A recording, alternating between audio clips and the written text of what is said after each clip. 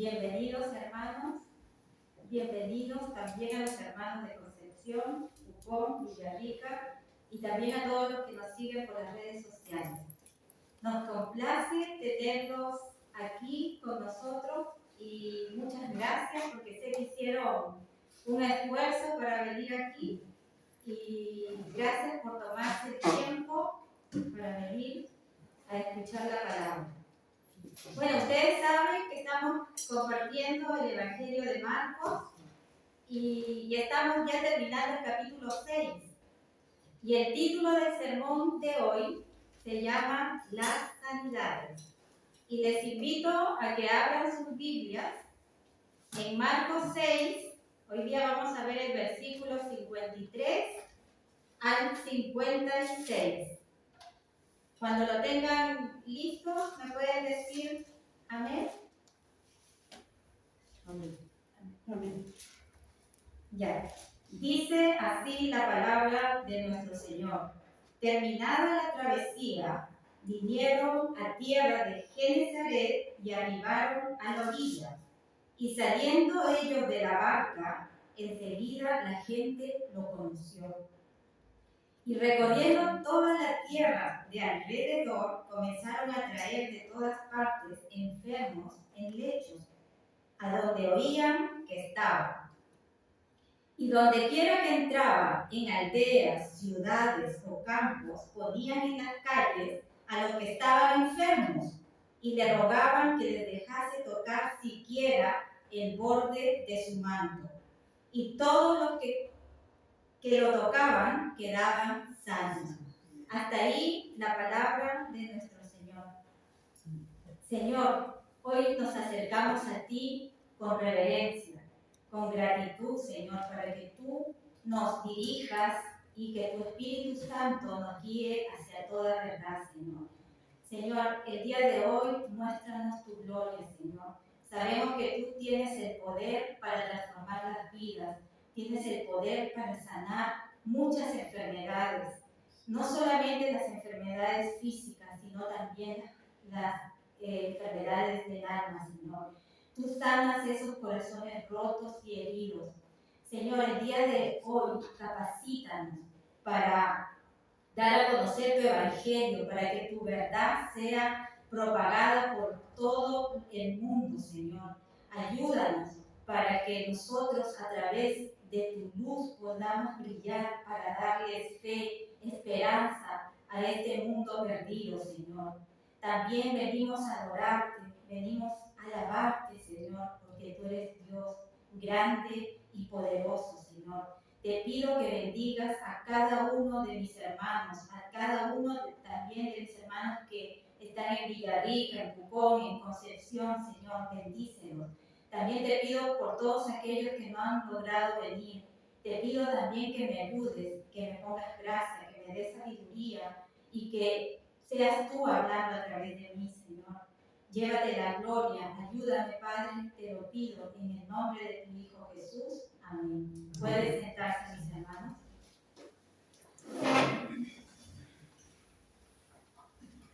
Bueno, la semana pasada voy a hacerles un recuento de lo que vimos la clase pasada, cuando Jesús sube a sus discípulos a la barca y lo sube con la intención de que ellos no sean contaminados con la euforia que tenía la multitud que querían hacerlo rey.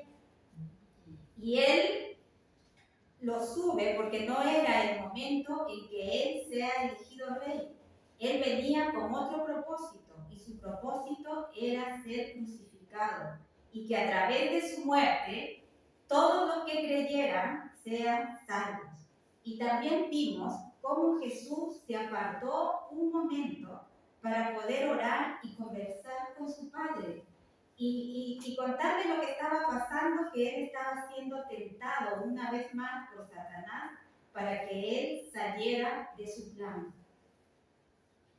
Recuerden que una vez que los discípulos subieron a la barca, llegaron a medio del mar, empezaron sus problemas, porque empezó una gran lluvia, una gran tormenta, los vientos venían en contra de su favor y ellos, a pesar de que eran muchos pescadores conocedores del mar no podían avanzar. Ellos intentaban avanzar, remaban y lo único que consiguieron fue cansarse, agotarse. Y en medio de su desesperación comenzaron a decir: Jesús, ¿dónde estás? Ven y sálvame. Y Jesús estaba al borde de la orilla y los escuchó y fue inmediatamente a su auxilio y comenzó a caminar sobre el mar. Y a medida que él se acercaba, los discípulos empezaron a asustar y decían: ¡Oh, este es un fantasma que viene a atormentarnos! Porque en aquellos tiempos la leyenda decía que los fantasmas se almacenaban en el mar. Y entonces empezaron a pasarse un montón de historias por su cabeza, pero Pedro lo ve y le dice: Señor, si eres tú, haz que yo camine también por el mar y vaya a tu encuentro. Y Pedro se bajó de la barca y comenzó también a caminar sobre el mar. Y estaba caminando y de repente ve la lluvia, la tormenta, el aire y se distrae y deja de mirar a Jesús y empieza a hundirse. Y le dice: Señor, por favor, sálvame. Y el Señor viene y le toma la mano y se van caminando los dos a la barca. Y cosas de segundos, ni bien llegan a la barca, se calma todo, la tempestad, la tormenta, los vientos. Y en cosas de segundos, en un abrir y cerrar de ojos, la barca llega a la orilla del mar. Y bueno, y ahora vamos a continuar con esta historia. En el versículo 53 dice: terminada la travesía, vinieron a tierra de Genesaret y arribaron a la orilla. Más o menos para que ustedes tengan una idea de cómo era esta tierra de Genesaret, les voy a contar que Genesaret viene del hebreo jardín, significa jardín de la riqueza. Se refiere a las zonas cultivables del mar de Galilea en Israel. Históricamente, hasta el día de hoy, es la zona más fértil de la región y es un lugar muy hermoso. Está situado al noroeste de Galilea y muy cercano de Capernaum. Dicen que era un lugar, bueno, y es un lugar maravilloso, con muchas palmeras, con muchas zonas verdes, tiene muchos nogales, tiene viñedos y tiene también grandes olivos. Es una hermosa llanura. Genesaret sobresale por ser un lugar muy bonito y por tanto mucha gente lo busca para poder descansar. Muchos lo relacionan con un lugar como la tierra prometida que el Señor les había dicho y se imaginaban ellos que así iba a ser la tierra prometida. Les describo esto para que tengan más o menos una idea cómo era el lugar donde desembarcó nuestro Señor Jesucristo con sus discípulos. Y saliendo de ellos de la barca, enseguida la gente lo conoció. Esto quiere decir que ya la gente lo estaba esperando. Y recorriendo toda la tierra de alrededor, comenzaron a traer de todas partes enfermos en lechos, a donde oían que estaba, y donde quiera que entraba, en aldeas, ciudades o campos, ponían en la calle a los que estaban enfermos, y le rogaban que les dejase tocar siquiera el borde de su manto. Y todos, acá dice todos los que le tocaban, quedaban sanos.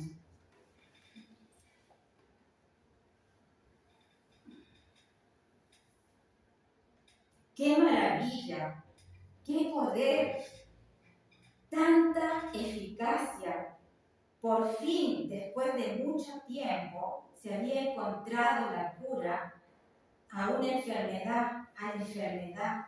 Antiguamente se pensaba que la enfermedad era causada por el pecado, que era una maldición de Dios. Vamos a ir a Juan 9, 1 al 3. Vayamos a Juan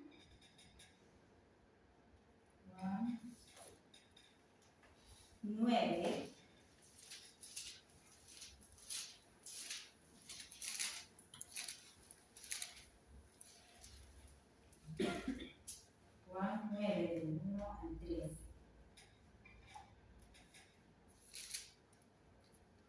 Ya, dice así. Al pasar Jesús vio a un hombre ciego de nacimiento y le preguntaron sus discípulos, diciendo: Rabí, ¿quién pecó, este o sus padres, para que haya nacido ciego? Respondió Jesús: no es que pecó este ni sus padres, sino para que las obras de Dios se manifiesten en él. Aún los apóstoles en ese tiempo creían en esta falsa doctrina. Entendían que la enfermedad era causa del pecado. Aún aunque existan enfermedades que están directamente relacionadas con el pecado, por ejemplo, la cirrosis hepática se relaciona con el alcoholismo, o el VIH se relaciona con las personas que han sido promiscuas o las drogadictas que se inyectan la cocaína por vía intravenosa. Y no necesariamente esto sea así. Lo que pasa es que la gente tiende mucho a generalizar, a meter a todos en el mismo saco. Hay muchas personas que mueren de cirrosis aún siendo que nunca bebieron. O también hay personas que tienen VIH y no son promiscuas y no son drogadictas. Por eso hay un mal punto de vista. Siempre tendemos a generalizar. Pero en este versículo el Señor nos aclara que esto no es así. A veces las personas nos enfermamos, ¿para qué? Para que el poder de Dios sea manifiesto en estas personas, para que podamos ver su poder. Aquellos hombres habían conocido a Jesús, sabían de lo que Él podía ser capaz, sabían de que nadie más podía hacer lo que Él hacía. También habían escuchado que Él podía echar fuera demonios, demostrando así que tenía un poder sobrenatural, que iba más allá de cualquier habilidad humana. Lo triste de este pasaje, que todas estas personas se quedaron solo en lo terrenal, se quedaron solo en lo temporal y no vieron más allá. Sin ninguna duda trajeron a los enfermos y todos, aquí dice todos, no fue que sanó a algunos, fueron sanados. Pero esto no era todo lo que podía hacer Jesús con ellos. Ellos pensaban que solo los podía sanar físicamente, pero no veían más allá de lo que iba a pasar después de que ellos murieran. Jesús no es un curandero. Jesús no es solo un sanador. Jesús es el Hijo de Dios que vino a morir por nosotros, por nuestros pecados. Y gracias a ello, nosotros tenemos acceso a la vida eterna. Y por eso nos ha venido a salvar de la condenación perpetua. Y esta gente lamentablemente no veía esto. Qué triste. ¿Te imaginas que estas personas que a pesar que fueron sanados con el poder de Dios, una vez que murieron no pudieron ver esto?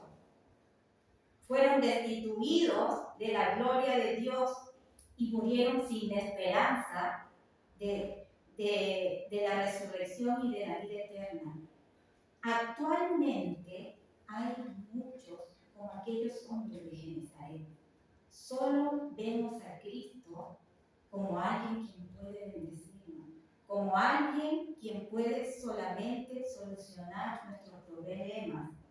Vemos lo que es temporal, lo que es pasajero, lo que es material. La gente acude solo a Él cuando tiene problemas. Pero después no ven más allá, no se preocupan en mejorar su relación con Dios. No se preocupan en buscarlo cada día. Para ellos es llegar, me solucionó el problema y nada más, y se alejan. Y muchas veces hemos sido así, y yo lo reconozco. Hemos tenido ese tipo de actitud. Yo quisiera saber, ¿por qué estás acá? ¿Por qué vienes a la iglesia? ¿Qué es lo que te motiva estar aquí sentado, estar viéndonos? ¿Vienes por algún favor, por algún trabajo? ¿Vienes quizás para que le des sanidad a alguna persona? ¿Vienes? ¿Qué es lo que buscamos? ¿Buscamos realmente a Dios porque nos ama, porque nos quiere, o buscamos a Dios solo por conveniencia? Todos eran curados de manera milagrosa. De la enfermedad más destructiva, todos eran sanados de esa enfermedad degenerativa. Y Cristo aprovechaba esta oportunidad de la enfermedad para mostrar su poder, para buscar que nosotros vayamos a Él. Y esto debe ser una gran motivación para buscarlo. ¿Has estado alguna vez en alguna situación difícil y has recurrido a varios métodos y ninguno te ha resultado? Muchas personas recurren a métodos espiritistas, van a verse la suerte, pero ningún método les va a resultar. Al único que debemos recurrir es a nuestro Señor Jesucristo. Ve a Él, confía en Él. Él tiene el poder absoluto para poder hacerlo. Él, con su palabra, puede sostener al mundo. Vayamos a Colosenses 1, del 15 al 17. Colosenses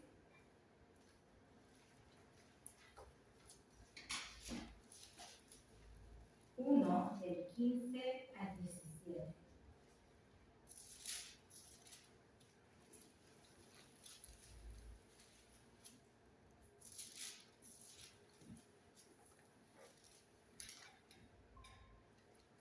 ¿Lo tienen? Él es la imagen del Dios invisible, el primogénito de toda creación, porque en Él fueron creadas todas las cosas, las que hay en los cielos y las que hay en la tierra, visibles e invisibles, sean tronos, sean dominios, sean principados, sean potestades. Todo fue creado por medio de Él y para Él. Y Él es antes de todas las cosas, y todas las cosas en Él subsisten. La creación entera obedece a la palabra de Dios. Todo está sujeto a Él. Él tiene el poder absoluto con solo decir una sola palabra. Miren qué poder. ¿A quién más iremos? No tenemos más a dónde ir. Confía en Él, búscalo. Él es nuestro refugio. Solo Jesucristo puede hacer algo por ti. Hay otra cuestión que cuando hacía este sermón me llamó mucho la atención y que me llegó a preocupar. En aquellos tiempos, los discípulos se esforzaban mucho para expandir el Evangelio, soportaban inclemencias del tiempo, malos tratos, pero ellos seguían enseñando, mostrando a este médico, a este sanador. Y cuando ellos les predicaban a las personas y las personas eran sanas y ellos entendían este mensaje, lo que me llamó la atención es que estas personas no hicieron lo mismo que los discípulos. Se quedaron así y no expandieron la noticia de este sanador, de este médico poderoso, y se quedaron solamente con la sanación. Quizás hoy día tú le puedas hablar a alguien sobre Cristo, sobre este médico celestial, que no solo sana las enfermedades físicas, sino también sana tu alma, sana tu corazón. Si tienes un corazón herido, si tienes un corazón roto, Él te sana. Él tiene el poder para transformar vidas. Él tiene el poder para cambiar tus circunstancias. Predica al Dios, predica al Jesús, que no solamente te va a ayudar en tus circunstancias, predica al Cristo que puede cambiar tu eternidad. Muéstrales el camino de la salvación. En esta enseñanza histórica también pude hacer una comparación entre los sanadores actuales y Cristo. Hay quienes dicen ser sanadores, como Benny Hinn, un pastor estadounidense que convoca muchas multitudes y llena estadios y promete sanaciones, y la gente, por ignorancia a las escrituras, de repente vende todo, hace préstamos, recorre kilómetros, porque como está en Estados Unidos, mucha gente que está en Latinoamérica o en Europa da un viaje larguísimo. Cuando llegan con ilusión de ser sanados, y lamentablemente se da la sorpresa que se van igual como llegaron. Y todo esto pasa por la ignorancia, porque no nos preocupamos de estudiar la escritura, nos gusta mucho la comodidad, y así es esta gente en Genesaret. Porque un sanador como Cristo ya no hay. También hay pastores contemporáneos como Cash Luna, con sus noches de gloria, también hace lo mismo, convoca multitudes, y se descubrió que él muchas veces contrata actores para que finjan milagros que son mentiras. Y todo porque a la gente le gusta el espectáculo, parece que al ser humano le gusta que nos engañen, pero basta. También otro ejemplo que les puedo dar es aquella iglesia llamada Pare de Sufrir. Bueno, actualmente parece que se llama Iglesia Universal del Señor. También es una iglesia falsa, con sus falsos pastores brasileños que usan cosas inanimadas, y ellos les dan el poder de decir, bueno, el agua la voy a bendecir, y venden el agua. Venden los pañuelos, que muchas veces, porque se seque el pastor, ya ese pañuelo tiene el poder y nos va a sanar. También usan esos portales. Hemos visto en la televisión cómo la gente pasa por los portales y creen que pasando por ese portal van a ser sanados, van a ser bendecidos, y todas las bendiciones les van a caer. Tienen una hoguera en donde dice: ven aquí a la hoguera para que pases por fuego, y de allí llegue el Espíritu Santo sobre tu vida. Son puras mentiras. Estos son puros, yo diría, hechicerías, brujerías, con las cuales les gusta engañar a la gente. Y la gente cae, ¿por qué? Porque es cómoda, porque no le gusta averiguar cuál es la verdad. No les gusta. Yo les digo a través de este medio, a través de estas redes sociales, no vayan a esas iglesias. No vayan, porque son sectas, son cuevas de ladrones, empezando por todos esos pastores brasileños y con su líder, Edir Macedo. No hagas caso, no caigas en esas cosas.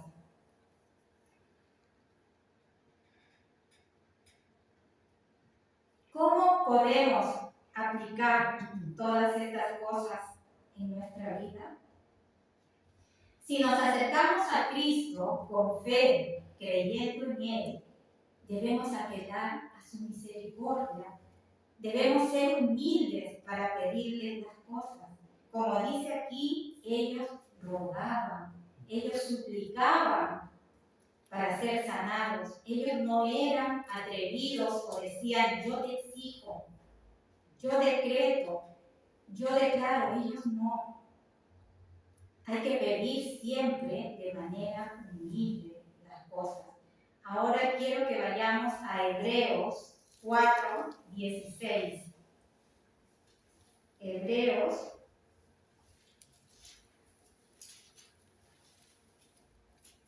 4:16.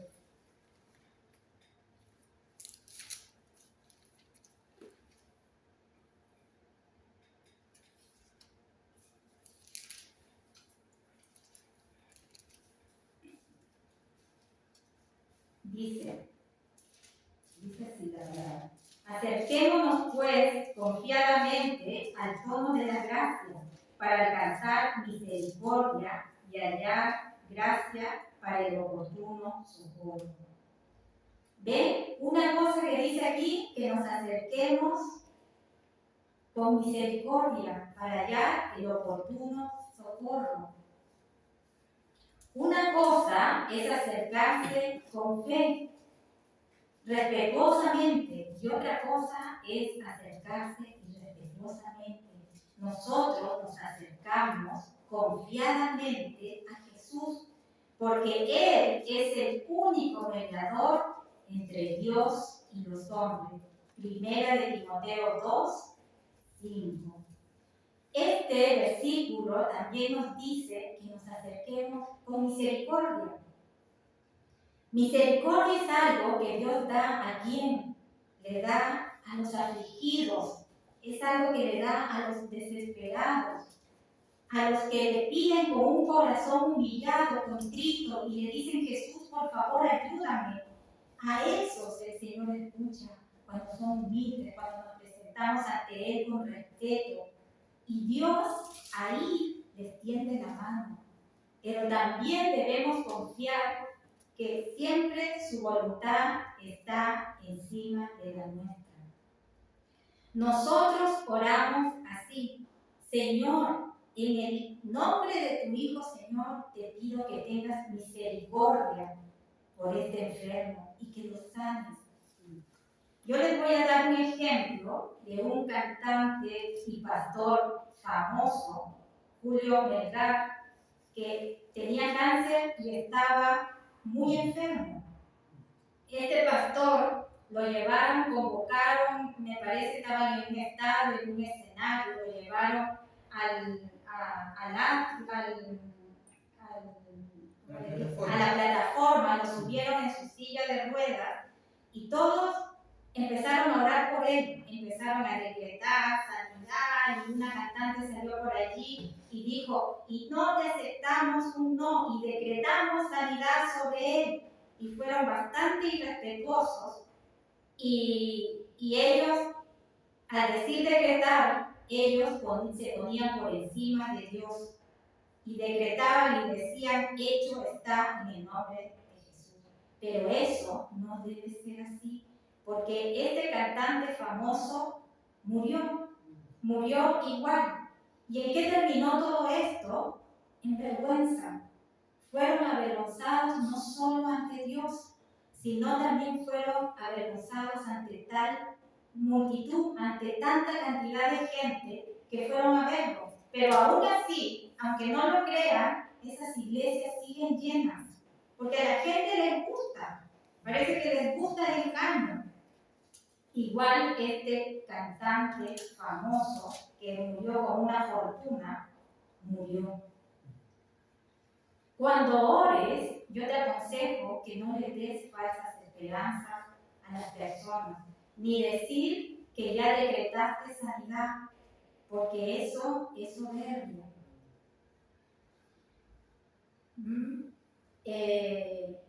Cristo delegó estos poderes a los apóstoles. Esto fue exclusivo para los apóstoles, no para nosotros. Nosotros podemos ver milagros también cuando hay una oración contestada. Podemos ver milagros de sanidad. Por ejemplo, hace mucho tiempo nosotros oramos por un joven que tenía leucemia, parece que yo les conté. Este joven estaba desahuciado, ya no tenía esperanza, tenía 15 años. Y su mamá me pedía: por favor, ore por mi hijo. Había muchas personas también que oraron por ese joven y necesitaban un trasplante de médula. Y conseguir un trasplante de médula es sumamente difícil. Y lo consiguieron. Y a falta de un donante, aparecieron 3. Imagínense, estos tres eran compatibles con este niño. Y aparecieron y la mamá se quedó sorprendida y me dijo, Gisela, no sé cómo apareció de la nada los donantes. Este joven fue operado y los médicos no se logran explicar cómo se sanó. Y ahora ese joven ya está en el colegio, con sus amigos, está pololeando y está haciendo una vida nueva. Pero sin embargo, este joven aún no sabe quién es Cristo, no tiene interés.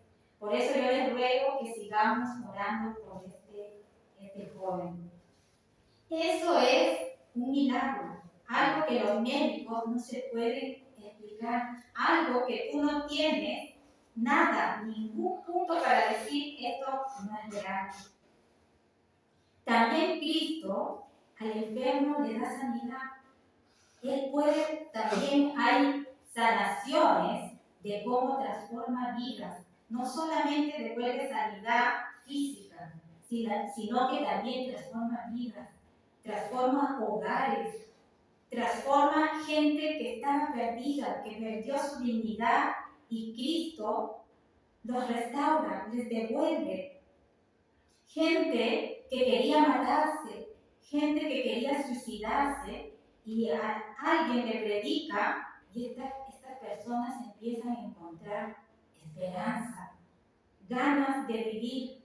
Eso también son milagros. Quizás no veamos como en aquellos tiempos milagros así, como esto que caminaba sobre el agua, que sacaba fuera demonios, quizás no lo vemos, pero sí vemos estas sanidades porque justo ahora ya no vivimos, ya no vemos milagros para creer, sino el justo por la fe vivirá. Usted puede orar por una persona con ruegos y súplicas, entendiendo que la gracia y el milagro es la voluntad de Dios. Dios en su soberanía decide a quién sana y a quién no. Dios en su soberanía decide a quién le otorga el milagro y a quién no. Hay personas que oran pensando que ellos tienen el poder. Se quieren poner y se quieren comparar con Dios. Yo, en este proceso de mi conversión, me compré un libro que decía el poder de la mujer que ora. Y yo llegué a pensar en algún momento que tenía poder.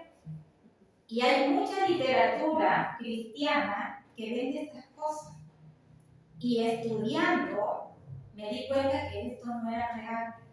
Hay mucha manipulación con este proceso de las sanidades. Nosotros no tenemos ningún poder para sanar a las personas.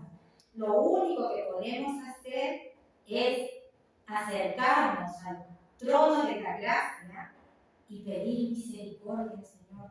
Pedirle, Señor, ten misericordia de esta persona, sánalo, pero que se haga tu voluntad primero. Porque si el Señor decide no darle sanidad, es porque Él sabe por qué lo hace.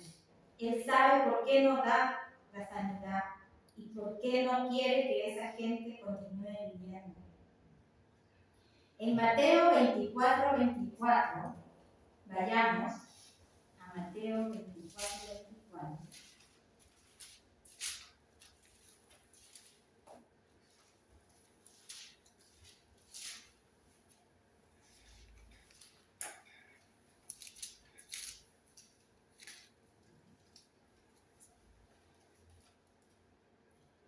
¿Lo encontraron?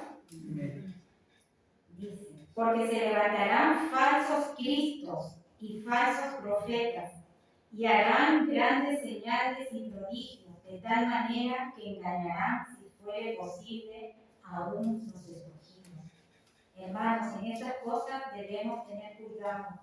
Debemos tener cuidado con estos falsos profetas, con estos falsos pastores, porque estaba profetizado que Satanás iba a engañar con milagros y prodigios usando justamente a estas personas. Pero nosotros ya conocemos la verdad. Conocemos las Escrituras y nosotros no podemos ser engañados. Pero sin embargo debemos pedirle a Dios por estas personas para que salgan de este error, para que salgan de estas iglesias. Yo les motivo, hermanos, que oremos al Señor, que nos pongamos en pie y hacemos nuestras súplicas y le digamos: Señor, te damos gracias por tu palabra.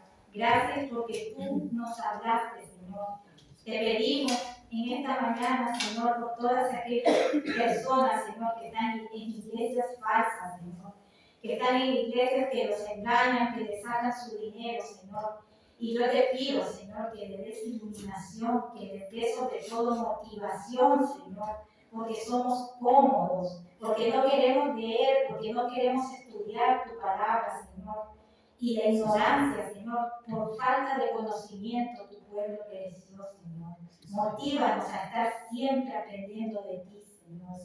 Te pedimos perdón también si en algún momento te hemos seguido por el pan y los peces, porque te hemos seguido, Señor, por interés, Señor. Pero quiero que sepas, Señor, que estamos aquí porque te amamos, porque te queremos, Señor, y queremos aprender, queremos ver tu rostro cada día más, Señor.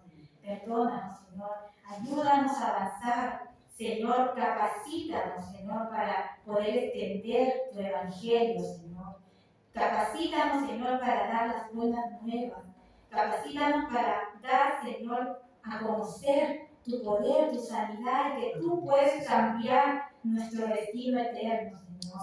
Gracias, Señor. Bendice a cada uno de mis hermanos, Señor, esta mañana, Señor. Y a todos también los que nos siguen por las redes sociales, Señor.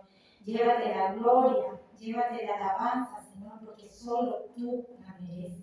En el nombre de Jesús, amén.